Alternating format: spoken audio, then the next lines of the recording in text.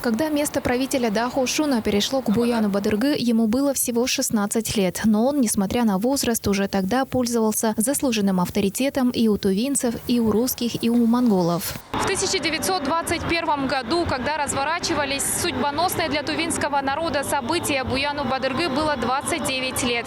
Еще до начала учредительного съезда он собрал правителей Хемчикского кажуна и разработал проект Конституции, где объявлялся суверенитет Тануту-Ваулус. К 130-летию со дня рождения Буяна Бадыргы на площади Национального музея прошел торжественный митинг с участием первых лиц республики. Несмотря на молодость, Буян Бадыргы принимает судьбоносные для народа решения и отстаивает их. Решение Всетувинского Урала о провозглашении Тувинской Народной Республики, в котором он сыграл ключевую, определяющую роль, стала точкой отсчета новой жизни тувинского народа. Судьба Буяна Бадыргы сложилась трагично. Ложные обвинения, 3 года заключения и расстрел. И только спустя 75 лет он был реабилитирован. Его патриотизм и любовь к родине является примером для нашей молодежи и будущих потомков. И этот великий человек до конца своей короткой жизни буквально дышал и любил нашей Тувой.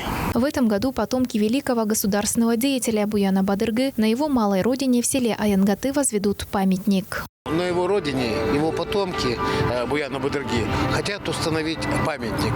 Я за это за. Надо свою историю знать и чтить всех предков. Ну и поэтому мы сюда приходим в его юбилей, скорее всего, почтить всех своих предков. Буян Бадыргы, как государственный деятель, также занимался вопросами развития в Туве буддизма. Активно участвовал в созыве Всетувинского съезда Лам. Одно время он был и председателем законодательной комиссии, разрабатывал закон о браке и семье. С его участием были подготовлены и приняты 4 конституции республики.